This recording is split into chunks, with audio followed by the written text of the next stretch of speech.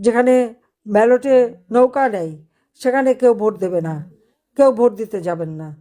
আমি আমার আওয়ামী লীগের সকল নেতাকর্মীদের বলবো যে যেখানে আওয়ামী লীগ ইলেকশন করতে পারছে না, ইলেকশন করতে দিচ্ছে না, আমরা ইলেকশন করতে চাই।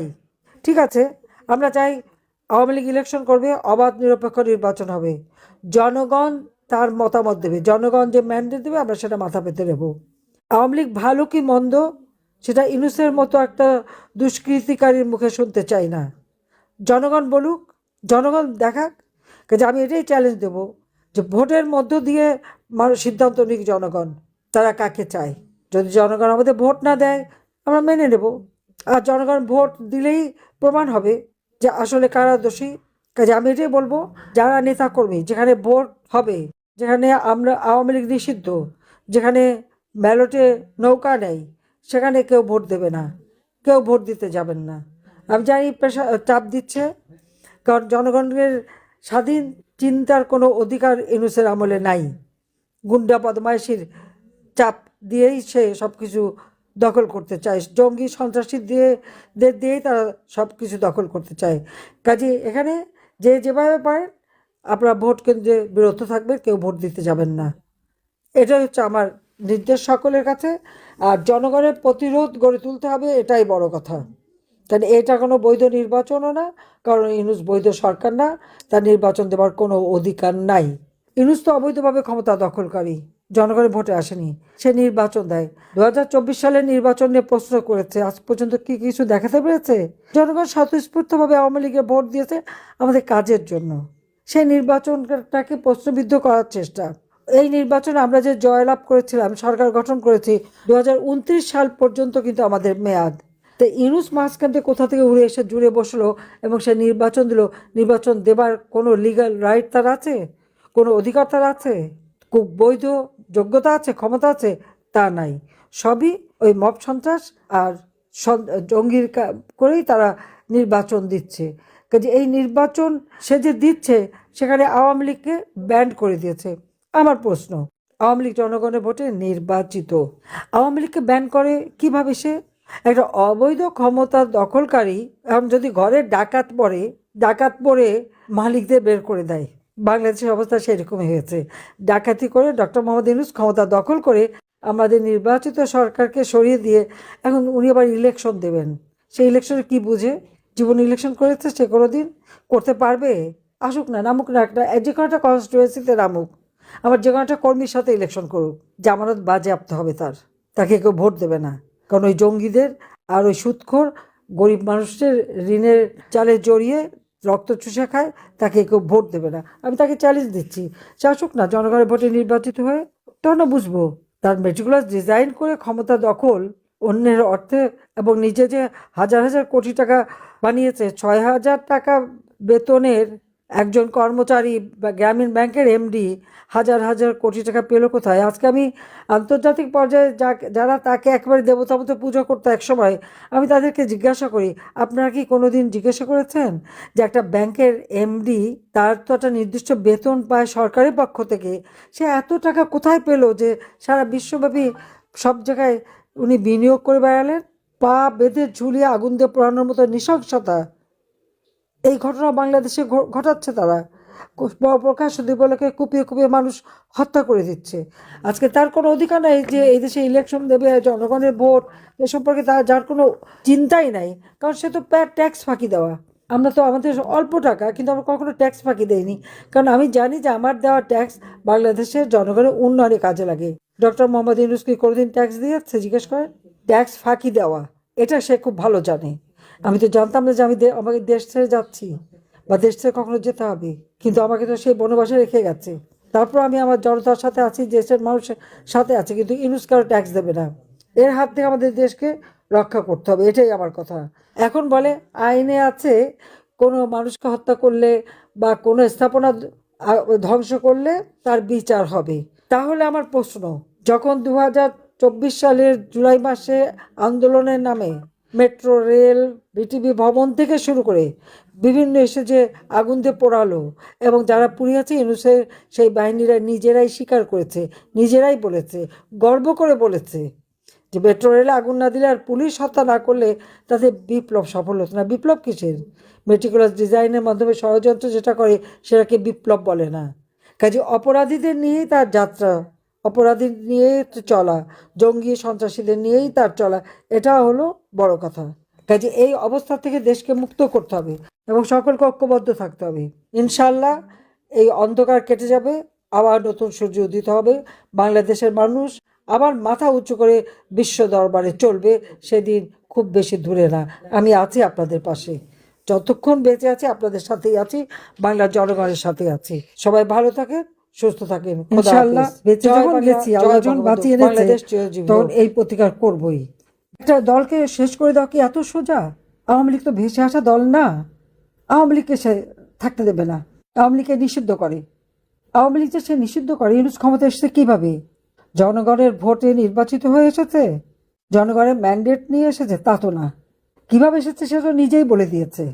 সে ক্ষমতা দখল করে, জনগণের ভোটে নির্বাচিত সরকারকে উৎখাত করে দিয়ে ক্ষমতা দখল করে, অর্থাৎ ডাকাতি করে ক্ষমতা নিয়ে হাজার মানুষের জীবন নিয়ে খেলে, হাজারটা সরকারি প্রতিষ্ঠান ধ্বংস করে দিয়ে, আগুন দিয়ে পুড়িয়ে দিয়ে ক্ষমতা দখল করে এত গর্ব করার কি থাকে?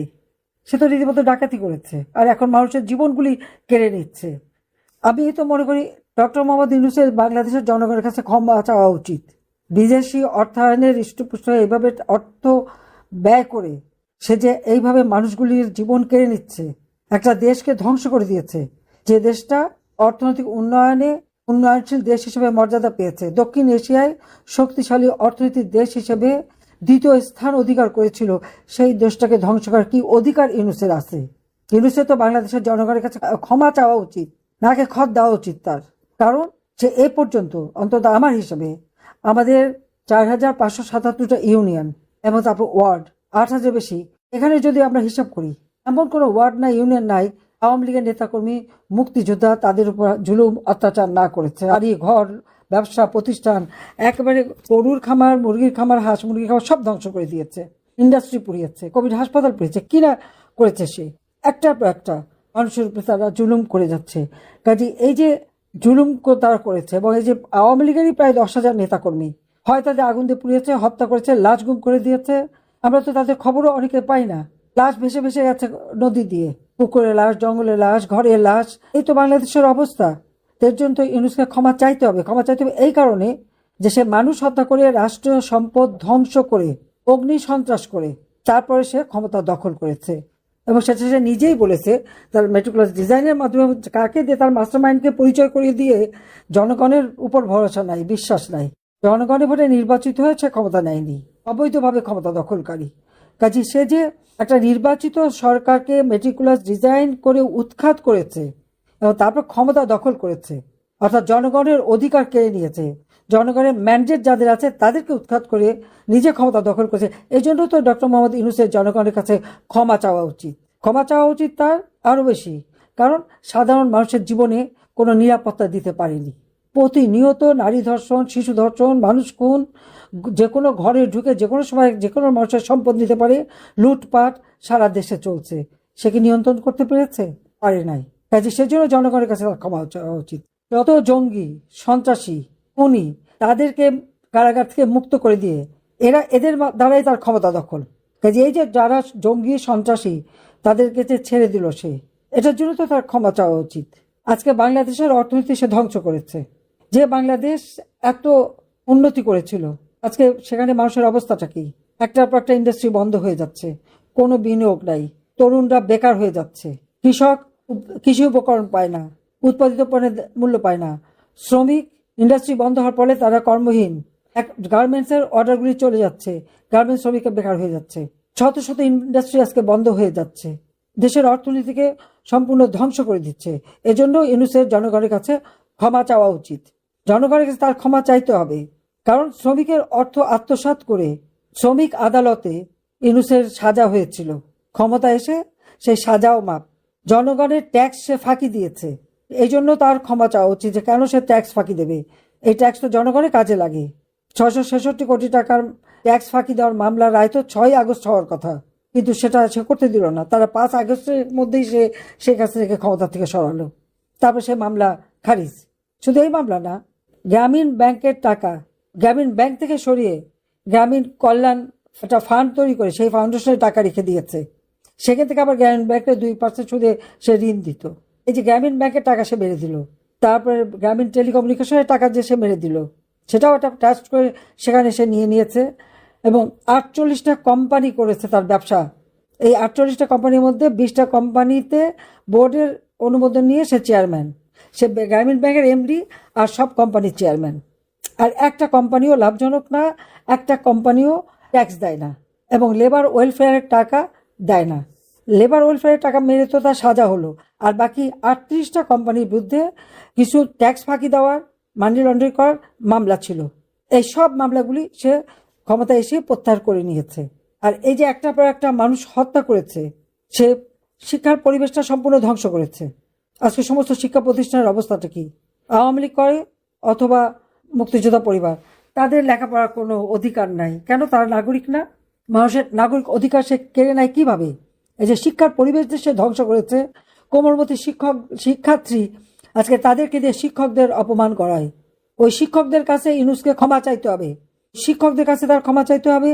শিক্ষক এবং শিক্ষার্থী যাদের পড়াশোনা করতে দেয় না, এবং আমরা বিনামূল্যে বই দিতাম, সেই বই সময় মতো সে দিচ্ছে না। বইয়ের টাকাগুলি যাচ্ছে কোথায়? ইতিহাস বিকৃত করছে। আজকে ছেলে মেয়েদের বিকৃত ইতিহাস শেখাচ্ছে। একটা কলেজের বা স্কুলের ছাত্রছাত্রী বাসে যাওয়ার সময় কেন জয় বাংলা স্লোগান দিল, সেজন্য তাদের পড়াশোনার জীবনটা শেষ করে দিল। ইউনূস তো ওই বাবা মার কাছে, ওই ছেলে মেয়েদের কাছেই ক্ষমা চাইতে হবে যে তাদের শিক্ষা জীবন কেন সে শেষ করলো। আজকে সাধারণ মানুষের জীবনে নিরাপত্তা দিতে পারছে না কেন? ছেলেকে এত দক্ষ, এত কিছু, প্রত্যেকটা মানুষ আজকে ভয় জর্জরিত। মানুষের খাদ্যের অধিকার নাই, নারীর অধিকার কেড়ে নিয়েছে। প্রাইমারি স্কুলে সব থেকে অগ্রাধিকার পেত মেয়েরা চাকরিতে, তাও বন্ধ। 8,000 ডিজিটাল সেন্টার, ওই 8,000 ডিজিটাল সেন্টার থেকে প্রত্যেকটা এলাকার মানুষ সেবা পেত। আজকে বিদ্যুৎ নাই, প্রত্যেক ঘরে ঘরে আমি বিদ্যুৎ দিয়েছিলাম। কাজে আজকে কেন বিদ্যুৎ নাই? কেন আমার দেশের মানুষ অন্ধকারে? ইউনূসের কাছে এটা আমার প্রশ্ন। আজকে বিদ্যুৎ দিতে ব্যর্থ, সেজন্য জাতির কাছে তার ক্ষমা চাওয়া উচিত। আজকে গ্যাসের অভাব, এমনকি সিলিন্ডার গ্যাস যা 800-900 টাকা থেকে 1200 টাকা পেত, আজকে তা 2200-2300 টাকা, প্রায় 2,000-2,500 টাকা দিতে হচ্ছে। কেন গ্যাসের দাম বাড়লো? সেজন্য ইউনূসকে জনগণের কাছে ক্ষমা চাইতে হবে। আজকে নারী ধর্ষণ, শিশু ধর্ষণ সে বন্ধ করতে পারে নাই।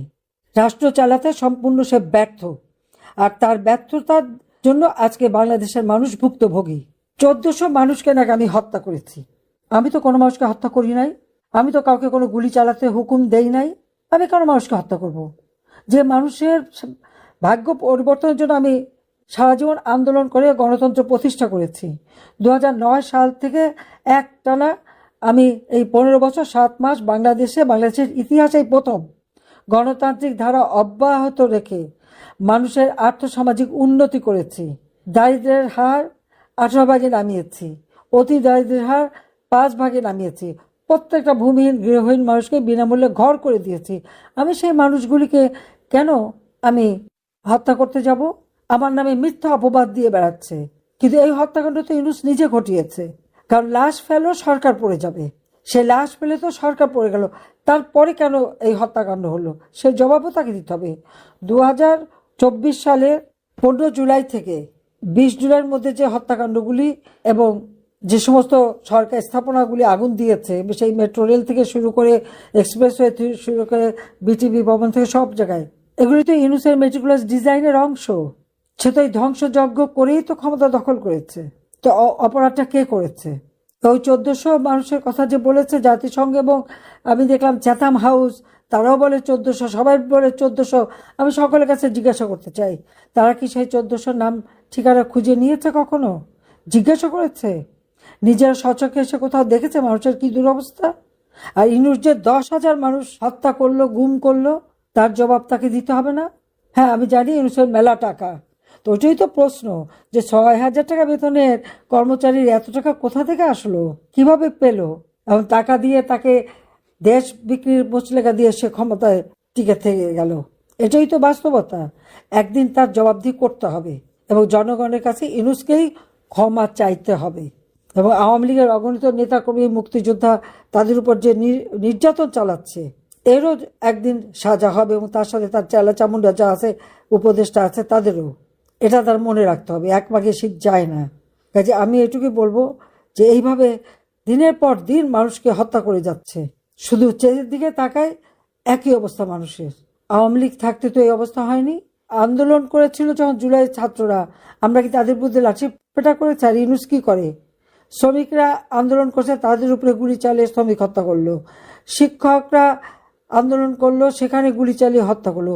শ্রমিক আন্দোলন করলো, তাদের গুলি চালিয়ে হত্যা করলো।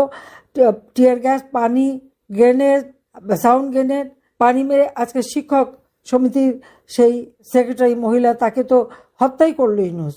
শিশু হাতে, বাচ্চা কোলে নেওয়া, সেই বাচ্চাকে টেনে নিতে চাচ্ছে বাবার কাছ থেকে, আর বাবার ঠ্যাং ধরে ইউনূসের পুলিশ টেনে নামাচ্ছে। সে পুলিশদের জিজ্ঞাসা করি, তোমাদের যখন পা বেঁধে ঝুলিয়ে মেরেছিল ডক্টর ইউনূসের মেডিক্রস ডিজাইনে, তখন তাদের কথা তোমাদের চিন্তা হয় না?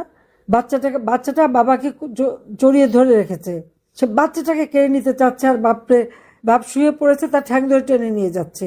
এই বিভৎস দৃশ্য তো ইউনূস করাচ্ছে। তাকে ক্ষমা চাইতে হবে না? ক্ষমা একদিন চাইতে হবে। আওয়ামী লীগ জনগণের কল্যাণ করেছে, কোনো অমঙ্গল করেনি। আওয়ামী লীগ ক্ষমতায় থাকলে জনগণের ভাগ্য পরিবর্তন হয়। এই দেশের স্বাধীনতা আওয়ামী লীগ এনে দিয়েছে। আজকে সেই মেজর জেনারেল বা পুলিশের আইজিপি থেকে শুরু করে সেক্রেটারি, বড় বড় পদে যারা আসে, জাতির পিতা বঙ্গবন্ধু শেখ মুজিবুর রহমান যদি দেশটা স্বাধীন না করতেন, তাহলে কি এই পদগুলি পেত? তারা পেত না। বাংলাদেশের নামটাও জাতির পিতার দেওয়া। আজকে সেই নাম মুছে ফেলা, তাকে অপমান করা, স্মৃতি জাদুঘর 32 নম্বর পুড়িয়ে ফেলা। আর আমাদের তো বাড়িঘর সব কিছু যা ছিল, আমার তো নিজের বাড়িঘর ছিল না, তাও সরকারি বাড়ি বা আমার ছেলে মেয়েদের বা বোনের বাড়িঘর সবই তো লুটপাট করে শেষ করে দিয়েছে। ঠিক আওয়ামী লীগের প্রত্যেকটা নেতাকর্মী বাড়িঘর লুট করেছে। এই লুট করা যারা, এটা কি খুব গর্বের বিষয়? এটা তো লুটেরা, ডাকাতি। তো ইউনূস তো মানুষকে ডাকাতি শিখালো, ডাকাতি করে ক্ষমতায় আসলো। কাজে এই হত্যার বিচার একদিন হবেই। সবাইকে ধন্যবাদ। ইনশাআল্লাহ বেঁচে যখন গেছি, আল্লাহ যখন বাঁচিয়ে এনেছে, তখন এই প্রতিকার করবই।